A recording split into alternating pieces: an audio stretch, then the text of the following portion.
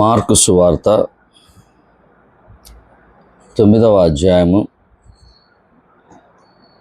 42 నుంచి 48 వచనాలు. 42వ వచనం, నాయందు విశ్వాసముంచు ఈ చిన్నవారిలో నొకని అభ్యంతరపరచువాడెవడో వాడు మెడకు పెద్ద తిరగటి రాయి కట్టబడి సముద్రములో పడవేయబడుట వానికి మేలు. నీ చేయి నిన్ను అభ్యంతరపరచిన ఎడల దానిని నరికివేయుము. నీవు 2 చేతులు కలిగి నరకములోని ఆరని అగ్నిలోనికి పోవుట కంటే అంగహీనుడవై జీవములో ప్రవేశించుట మేలు. నీ పాదము నిన్ను అభ్యంతరపరచిన ఎడల దానిని నరికివేయుము. 2 పాదములు కలిగి నరకములో పడవేయబడుట కంటే కుంటివాడవై నిత్య జీవములో ప్రవేశించుట మేలు. నీ కన్ను నిన్ను అభ్యంతరపరచిన ఎడల దాన్ని తీసి పారవేయము. 2 కన్నులు కలిగి నరకములో పడవేయబడుట కంటే ఒంటి కన్ను గలవాడవై దేవుని రాజ్యములో ప్రవేశించుట మేలు. నరకమున వారి పురుగు చావదు, అగ్ని ఆరదు. దేవుడు ఈ మాటలను దీవించునుగాక. చదవబడినటువంటి యొక్క 42వ వచనంలో మనం గమనిస్తే, నాయందు విశ్వాసముంచి ఈ చిన్నవారిలో నొకరిని అభ్యంతరపరచువాడెవడో వాడి మెడకు పెద్ద తిరగటి రాయి కట్టబడి సముద్రములో పడవేయబడుట వానికి మేలు అని చెప్తున్నాడు. అంటే చిన్నవారిని అభ్యంతరపరచుట అంటే, చిన్నవారు అంటే ఇక్కడ మనం జ్ఞాపకం చేసుకోవాల్సింది, సంఘములో దేవుణ్ణి విశ్వసిస్తున్నటువంటి వారు, నూతనంగా రక్షించబడినటువంటి వారు, అప్పుడప్పుడే ఆత్మీయంగా ఎదుగుతున్నటువంటి వారు, లేదా చిన్నపిల్లలు మనస్తత్వం ఎలా ఉంటుంది మనకు తెలుసు. వినయంతో ఉంటారు, అలాగనే అసూయ ద్వేషాలతో కలిగి ఉండరు. అయితే ఇక్కడ ఉన్నటువంటి పరిస్థితుల్లో మనం చూస్తే, నాయందు విశ్వాసముంచు చిన్నవారు అన్నాడు. అంటే ప్రభువుని వెంబడిస్తున్నటువంటి విశ్వాసులు. తర్వాత అభ్యంతరపరచువాడెవడో అంటున్నాడు. అభ్యంతరపరచటము అంటే ఆటంకపరచటము. ఆటంకపరచువాడెవడో, ఆటంకపరచటం అంటే ఏంటి? పాపములో పడవేయటం. అంటే తిరిగి మళ్ళీ వాళ్ళని ఆటంకపరుస్తూ పాపములోనికి నెట్టివేయడం. ఆటంకపరచడం అంటే దేవుని మార్గాన్ని ఆపటం. దేవుని మార్గాన్ని ఆపటం అంటే అపవాది మార్గానికి నడిపించటమే కదా. అలాగనే విశ్వాసము నుంచి తొలగించటం. నూతనంగా రక్షించబడినటువంటి విశ్వాసులకు ఆత్మీయంగా ఎదిగినటువంటి వారు అడ్డుగా ఉంటే, లేదా సేవకులే అడ్డుగా ఉంటే, వాళ్ళు వెలుపలకు వెళ్ళిపోతూ ఉంటే మరి వారిని ఎక్కడికి పంపిస్తున్నట్టు? విశ్వాసము నుండి వాళ్ళు తొలగిపోతారు కదా, బయటికి లోకంలోకి వెళ్ళిపోతే. అలాగనే ఆత్మీయంగా నష్టపరిచేటువంటి వాళ్ళు, ఆత్మీయంగా నష్టపోతాడు విశ్వాసి. అయితే అటువంటి వారిని అభ్యంతరపరుస్తే, వీటిని ఎవరు అభ్యంతరపరుస్తారో తెలుసా? 2 ఉంటారు. సంఘములో ఉన్నటువంటి సేవకుడు, సంఘాన్ని నడిపిస్తున్నటువంటి వ్యక్తి, ఒక మంచిగా ఎదుగుతున్నటువంటి విశ్వాసి ఏదైనా తెలియని దాన్ని అడుగుతాడు, దానికి జవాబు చెప్పాలా. అడిగే క్రమంలో తన మనస్సును గ్రహించి, ఓహో వీడు రేపు ఎదిగితే నన్ను అనేక రకాలుగా అడుగుతాడు, అంటే వీడి స్వభావం ఎలాగున్నది, రేపు నన్ను ప్రశ్నిస్తాడు, వీడి స్వభావం ఎలాగుంది, దాన్ని బట్టి ముందుగానే తనని పక్కన పెట్టడం, ముందుగానే తనను దూరం చేయటం. ఎందుకంటే నా సంఘములో ఉండవలసింది ఎవరు? నేను, నా కుమారుడు, నా భార్య, నా బిడ్డలు. నేను కష్టపడి కట్టుకున్నాను, కష్టపడి సువార్త చేశాను అనేటువంటి కొంతమంది ఉంటారు. అలాగనే రెండోదంటే, తోటి విశ్వాసులు ఏం చేస్తారంటే, ఈయనని బాగా చూసుకుంటున్నాడు, నాకంటే ఎదుగుతున్నాడు, అసూయతో, ద్వేషముతో, స్వభావ సిద్ధముగా ఉన్నటువంటి తనలో ఉన్నటువంటి అసూయ ద్వేషం ఏమవుతుందంటే ఆ మార్పు లేనటువంటి జీవితం. ఆత్మీయంగా ఎదగకుండా కొన్ని సంవత్సరాలు రక్షించబడ్డాడు, కానీ వీటిల్లో ఎదిగి ఉన్నాడు. దీని ద్వారా ఆత్మీయంగా అప్పుడప్పుడే ఎదుగుతున్నటువంటి విశ్వాసులను ఏం చేస్తాడంటే దూరము చేయటానికి చూడటం. ఇటువంటి వారిని ఏం చెప్తున్నా అంటే దేవుడు, వాడి మెడకు పెద్ద తిరగటి రాయి కట్టబడి సముద్రములో పడవేయటం మేలు. వాడి మెడకు తిరగటి రాయి కట్టి సముద్రంలో పడవేస్తే వాడు ఎనటెనటికి బయటికి రావడానికి వీల్లేదు, వాడు ఖచ్చితంగా చనిపోతాడు. ఎంతో ఘోరము. అంటే వాడు బతకటానికి ఛాన్సే లేదు. సముద్రం ఊపిరాడక ఎంతో శ్రమ పొంది చనిపోతాడు. అదే మేలు అంటున్నాడంటే ఎంత నష్టము జరుగుతుంది అడ్డుపడినటువంటి వ్యక్తికి. ప్రభు ఏం చెప్తున్నాడు, అయ్యా అటువంటి వాడికే భయంకరమైనటువంటి కష్టము, అదే మేలు అని అంటే అంతకంటే ఎక్కువ రెట్లు నీకు జరుగుతుంది అని మనల్ని హెచ్చరిస్తున్నాడు. అంటే మనము ఏమి నేర్చుకోవాలి? ఒకవేళ సేవకుడైతే సంఘములో ఉన్నటువంటి ప్రతి విశ్వాసిని నువ్వు తర్ఫీదు చేయవలసిన వాడవై ఉన్నావు. నువ్వు మాదిరి చూపించాలి. దేనికి? ప్రభు మాదిరి నీలో నుంచి, నీ నుంచి, లేదా నీకున్నటువంటి ఆత్మీయ తండ్రి ఉన్నటువంటి ఆ సహవాసంలో ఉన్నటువంటి నీవు, ఆత్మీయంగా ఎదిగినటువంటి నీవు వారికి మాదిరి చూపించవలసిన వాడవై ఉన్నావు. అయితే అసూయతో, ధన వ్యామోహముతో సంఘము నాది అని అనేటువంటి పరిస్థితుల్లో వారిని దూరం చేస్తే నీ గతింతే. రెండోది, తోటి విశ్వాసులు లేకపోతే సంఘములో బాధ్యత కలిగినటువంటి సహోదరులు, ఇతను ఎక్కడ ఎదుగుతాడో, ఇతను ఎదిగితే నాకు దెబ్బ కొడుతుంది అని చెప్పి వాళ్ళ ఇష్టారాజ్యంగా జీవిస్తూ వాళ్ళను వెనక్కు నెట్టేటువంటి పరిస్థితిలో వాళ్ళని ఏం చేస్తారంటే ఆత్మీయంగా ఎదగకుండా అభ్యంతరాలకు తీసుకెళ్తారు. ఇది చాలా చాలా మరి డేంజరు అని చెప్తున్నాడు. ఇక 43వ వచనంలో, నీ చెయ్యి నిన్ను అభ్యంతరపరిచిన దానికి నరికివేయము అన్నాడు. అలాగనే నీ యొక్క నరికివేయము, అలాగనే తర్వాత నీ పాదములు నిన్ను అభ్యంతరపరిచిన ఎడల దాన్ని నరికివేయము. ఇంకోటి ఏం చెప్పాడంటే, నీ కన్ను నిన్ను అభ్యంతరపరిచిన ఎడల దాన్ని తీసి పారవేయము. గుర్తుపెట్టుకుందాం,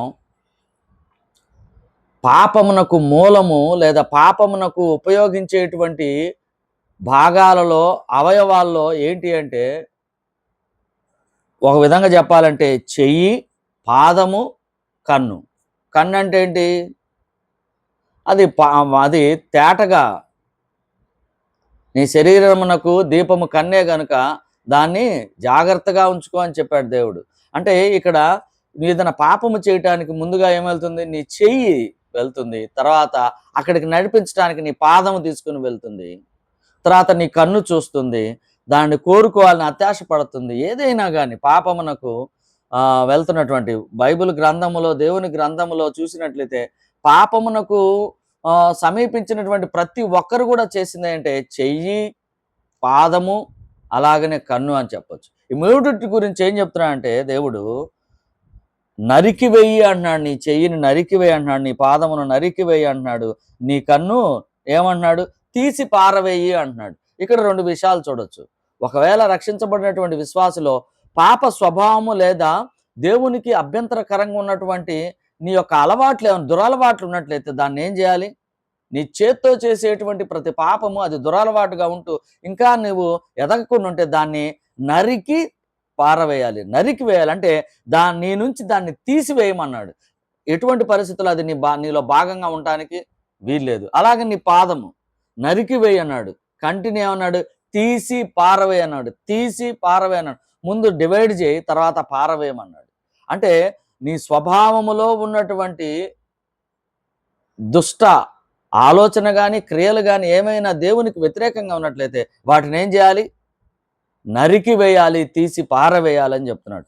ఇవే ఇంకోటి కూడా జ్ఞాపకం చేసుకుంటే, ఇవే 2 దారులు మనకు కనిపిస్తాయి ఇక్కడ. 2 దారులు ఏంటి అంటే, ఒకటేమో నిత్య జీవానికి వెళ్ళే దారి, ఇంకొకటేమో నిత్య నరకాగ్నికి వెళ్ళే దారి. ఇక్కడే మరి ప్రభు చెప్పాడు చూడండి వాక్యంలో 46వ వచనం చివరిలో, నిత్య జీవానికి ప్రవేశించుట అని ఉంది చూడండి. నిత్య జీవములో ప్రవేశించుట అని ఉన్నాడు. అలాగనే 47వ వచనం చివరిలో నరకమునకు వెళ్ళుట అన్నాడు. అంటే ఇక్కడ నీకు 2 దారులు ఉన్నాయి. ఒక దారిలో నీ చెయ్యి, నీ పాదము, నీ కన్ను ఉపయోగించి నరకానికి వెళ్ళవచ్చు. అక్కడ ఏముంటుందంట? నరకము ఉంటుంది. అదేమవుతుంది? పురుగు చావదు, అగ్ని ఆరదు అన్నాడు. నరకములో ఏముంటుంది? పురుగు చావదు, అగ్ని ఆరదు. పురుగు చావదు, అగ్ని ఆరదు అంటే ఆ నరకాగ్నిలో ఉన్నటువంటి యాతన అనేది ఎటువంటి పరిస్థితుల్లో ఆగదు, అది నిత్యము అని చెప్పాడు. ఇంకొక మార్గం ఉంది. నీ చేయి, పాదము, నీ కన్ను నువ్వు ఎలాగుండాలంటే పరిశుద్ధతలోనికి వెళ్తూ నువ్వు ఆ వైపుకు నడిచినట్లయితే, నువ్వు నడిచినట్లయితే ఏముంటుంది? నిత్య రాజ్యము ఉంటుంది. అక్కడ రాసింది చూడండి, నిత్య జీవంలో ప్రవేశించడమే నిత్య జీవం ఉన్నది అక్కడ. ఇక్కడేమో నిత్య నరకాగ్ని ఉంది, అక్కడేమో నిత్య జీవం ఉన్నది. నిత్య జీవములో ఉన్నటువంటిది ఏముంటుంది? ఆప్యాయత, ప్రేమ, సహవాసము, సంతోషము, సమాధానము, ఇవన్నీ కూడా మరి ఆత్మ ఫలములతో మనం అక్కడ సంతోషంగా ప్రభువు చెంత ఉంటాము. అయితే ఇక్కడేముంటుంది? నరకాగ్ని కోపం ఉంటుంది. ఇక్కడ యాతనే యాతన. మనం ధనవంతుని జ్ఞాపకం చేసుకోవాలి ఇక్కడ. అయితే ఇంకొక విషయాన్ని ఏం చెప్తున్నాడంటే చూద్దాం, చూడండి. నరకమున ఇక్కడ నిన్ను అభ్యంతరపరిచిన ఎడల దాన్ని నరికివేయము. నీవు 2 చేతులు కలిగి నరకములోని ఆరని అగ్నిలోనికి పోవుట కంటే అంగహీనుడివై జీవించటం మేలు. ఈ లోకములో ఉన్నటువంటి విషయాలు ఇక్కడ ఒకసారి ఆలోచన చేద్దాం. ఈ లోకములో నీకు ఈ లోకములో జీవిస్తూ లోకములో ఉన్నటువంటి వాటిని ఆశ్రయిస్తూ వాటి ద్వారా నువ్వు జీవిస్తున్నావు. నామకార్థంగా దేవుల్లో ఉన్నావు. అయితే దేవుడు ఏం చెప్తున్నాడంటే వాటిని తీసివేయి అంటున్నాడు. అవి ఉండి వాటిని పెట్టుకొని నరకాగ్నికి వెళ్ళట కంటే, అంటే ఈ లోకం ఎంతవరకు ఉంటుంది? శాశ్వతం కాదు. ఈ లోకములో కొంతకాలమే శాశ్వతం. అసలు నువ్వు నేను శాశ్వతం కాదు, కొన్ని సంవత్సరాలే. ఈ సంవత్సర కాలంలో ఈ లోకాన్ని ఆశించి నువ్వు దాన్ని పొందుకున్నట్లయితే తద్వారా నువ్వు ఎక్కడికి వెళ్తావు? నరకానికి వెళ్తావు. అది లేకుండా అంటే మరి లాజరు ఎలా జీవించాడు? ధనవంతుడు ఎలా జీవించాడు? ధనవంతుడికి అన్నీ ఉండి జీవించాడు, కానీ నిత్య నరకాగ్ని గుండానికి వెళ్ళిపోయాడు. లాజరుకు ఏమీ లేకుండా జీవించాడు. అంటే ఈ లోక భోగ భాగ్యములు అతను అనుభవించలేదు, వాటిని అనుభవించకుండా ఉన్నాడు. మరి తిరిగి ఎక్కడికి వెళ్ళాడు? అబ్రహాము రొమ్మున విశ్రాంతి తీసుకున్నాడు. ఎంత గొప్ప విషయం ప్రియులారా, మనం జ్ఞాపకం చేసుకుందాం. ఇంకోటి ఏంటంటే ఇక్కడ చూసినటువంటి విషయాల్లో ఈ విధంగా రాయబడినటువంటి మరి వాక్య భాగాన్ని మనం జ్ఞాపకం చేసుకుంటే ఏ విధంగా రాశాడు చూద్దాం, చూడండి. ఫిగరేటివ్ లాంగ్వేజ్లో రాశాడు. ఇది హెర్మన్యూటిక్స్ లాంగ్వేజ్. బైబుల్ని ఎలా చదవాలి అనేటువంటి ఒక భాషలాగా ఉండేటువంటి ఒక పరిస్థితి ఉంది. దాన్ని హెర్మన్యూటిక్స్ అంటారు. పద్ధతి, బైబుల్ని చదివే పద్ధతి. దాంట్లో ఇక్కడ ఉన్నటువంటి దాన్ని ఏం రాశాడంటే ఫిగరేటివ్ లాంగ్వేజ్, అంటే అలంకార భాష. అంటే ఒక విషయాన్ని చెప్పటానికి. ఇంకో విషయం కూడా ఏంటంటే తర్వాత మెటఫారికల్ హైపర్బోల్. మెటఫారికల్ హైపర్బోల్ అతిశయోక్తిగా ఉన్నటువంటిది. అంటే అతిశయోక్తి అంటే ఇక్కడ ఏంటంటే ఒక విషయాన్ని నొక్కి చెప్పటానికి, ఒక విషయాన్ని స్థిరపరచడానికి, ఇది నిజము సత్యము అని చెప్పటానికి, బల్లగుద్ది చెప్పటానికి, తర్వాత దానికి ఉపయోగించేటువంటి భాష, అతిశయమైన భాషనే దాన్ని ఏమని పిలుస్తారంటే మెటఫారికల్ హైపర్బోల్ అని పిలుస్తారు. ఆ భాషని ఇక్కడ ఉపయోగించడం జరిగింది. రెండవది ఏంటంటే ఫిగరేటివ్ లాంగ్వేజ్. ఫిగరేటివ్ లాంగ్వేజ్ అంటే అలంకారంగా, అంటే ఇక్కడ నిజముగా నీ చేయిని నరికివేయటం అని కాదు, నీ కాలుని నరికివేయటం అని కాదు, నీ కన్నును తీసివేయబడటం కాదు. నీలో ఉన్నటువంటి నీ కన్ను నిన్ను ఏమైనా చెడు చూడటానికి అభ్యంతరపరిస్తే, పాపము చేయటానికి నీ పాదములు నడిపించడానికి ముందుకెళ్తే, నీ చేయి పాపము చేయటానికి ముందుకు వెళ్తుంటే దానిని తీసివేసుకో, ఆ పాప స్వభావాన్ని తీసివేసుకో అని చెప్పటం జరుగుతుంది. ఇంకోటి ఏంటంటే మనం ఇంకోసారి చూస్తే ఆటంకము పరచటం అనేది చాలా భయంకరమైనటువంటి విషయం. నేటి క్రైస్తవంలో ఎక్కువగా ఉంది, ఎక్కువగా ఉంది. దేవుని దగ్గరికి వెళ్ళే వారిని ఆటంకపరచడం అంటే ఏంటి? నువ్వు ఈ లోకాన్ని ప్రేమించావు, ఇంక రెండోది లేదు. ఇంకా చాలామంది సేవకులు అలాగే ఉన్నారు, విశ్వాసుల్ని కూడా అలాగనే పెంచుతున్నారు. నేను ఒకటే చెప్తున్నాను, నేటి క్రైస్తవము పాడవటానికి ఒకే ఒక్కరు కారణమవుతున్నారు. మరింత ఎక్కువగా వారు సంఘాన్ని నడిపిస్తున్నటువంటి సేవకులే. నేటి క్రైస్తవములో గుర్తుపెట్టుకోండి, దేవుని యొక్క వాక్యము ప్రకటించబడటం లేదు. దేవుని యొక్క వాక్యము వారి అసూయ కోసము, వారి ఈ లోక సంబంధమైనటువంటి ధన భోగ భాగ్యములకు ఏడవబడుతూ వాటి మీద అత్యాశతో బోధించుతున్నారు. నీకు ఒకవేళ సహాయం చేసినా లోపల వారిని దాని మీద ఏదో కావాలనేటువంటి ఆలోచన కలిగే, దాని ద్వారా వచ్చేటువంటి దాన్ని ఆలోచన కలిగే. మళ్ళీ ఆనాడు ఇశ్రాయేలు చూద్దామా ఏం చేశారు? ఏదైనా తల్లిదండ్రులను ప్రేమించకుండా వాళ్ళకి ఏదైతే పెట్టాలో అది ఏమన్నారు? దేవునికి అర్పితం అన్నారు. అంటే వాళ్ళకి పెట్టకుండా ఎటు దేవుడికి వాళ్ళు కాబట్టి అది దేవునికి ఇచ్చేసామని చెప్పి, ఆ దేవునికి ఇచ్చినట్టు ఉంటుంది, ఒకే భాగాన్ని ఇద్దరికి ఇచ్చినట్టుగా ఉంటుంది అని చెప్పేసి చేసినటువంటి భయంకరమైన విషయం. ఆ రోజులు ఇక్కడికి వచ్చాయి. నీ సేవకుడు ఏదైనా సహాయం చేస్తున్నాడంటే దానికి ఏదైనా లోపల ఉపయోగం ఉంటుంది, ఏదైనా వాడుకుందాం, నా దగ్గర పెట్టుకుందాం, నాకు సహాయపడతాడు, మా పిల్లలకు సహాయపడతాడు అనేటువంటి విషయం ప్రియులారా జ్ఞాపకం చేసుకుందాం. నేటి క్రైస్తవంలో విశ్వాసి జాగ్రత్తగా ఉండకపోతే నరకాగ్నికి వెళ్ళటానికి మార్గము సుగమం అవుతుంది. గుర్తుపెట్టుకుందాం. నీ చెయ్యి, నీ పాదము, నీ కన్నును నడిపించడానికి, ఆ పాపంలోనికి నడిపించడానికి సేవకుడు అహర్నిశలు పనిచేస్తున్నాడు. తనకి ఏంటంటే నువ్వు ఎదగటానికి వీల్లేదు. అతను చెప్పింది విని నీ కానుకలు ఆయనకి ఇస్తే ఆయన ఎదుగుతాడు. ఆయన మిమ్మల్ని బానిసలను చేసుకొని ఉన్నాడు. అయితే అందరూ అంతే ఉన్నారా? దాదాపుగా అందరూ అంతే ఉన్నారు.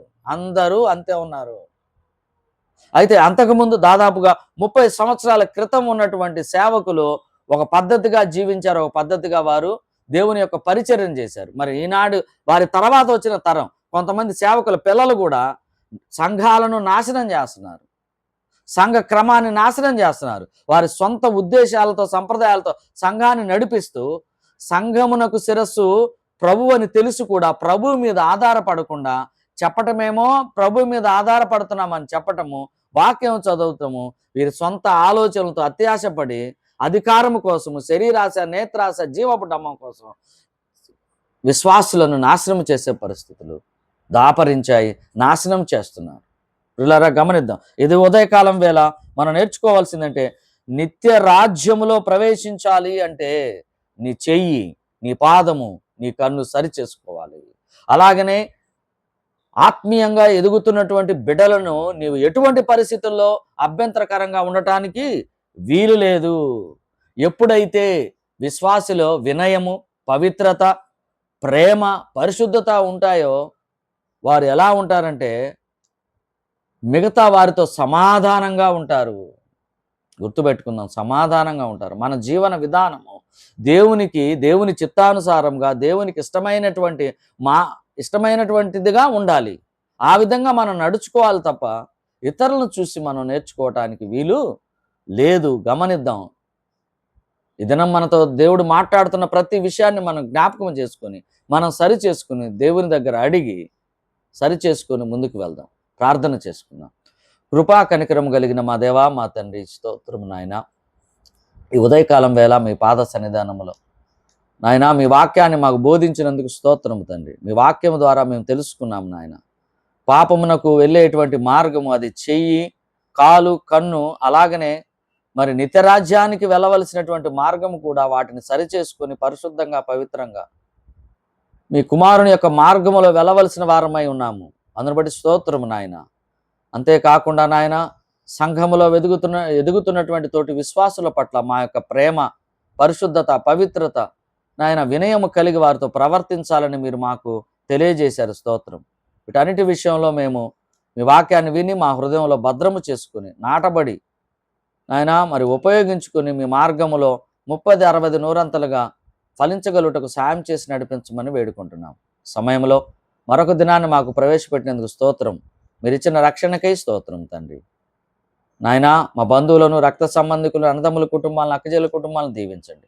ఈ దినమంతటిలో నాయన మీ వాక్యాన్ని బట్టి మేము జీవిస్తూ నాయన మీ వాక్య నడిపింపులో మేము నడుస్తూ మిమ్మల్ని భూమి మీద ఘనపరిచే వారంగా, మహిమపరిచే వారంగా ఉండగలుగుటకు సాయం చేయమని, తిరిగి సాయంత్రం వేళ మీ పాద సన్నిధానికి వచ్చే గొప్ప భాగ్యాన్ని మాకు ఇవ్వమని, ప్రతి విషయంలో మీరే మహిమ పొందమని మా ఈ ప్రార్థన మీ పాదముల చెంత మీ ప్రియకుమారుడు, అందరి ప్రియ రక్షకుడైన ప్రభువైన యేసుక్రీస్తు వారి ఘనమైన పరిశుద్ధమైన నామములో అడిగి వేడుకుంటున్నాము తండ్రి.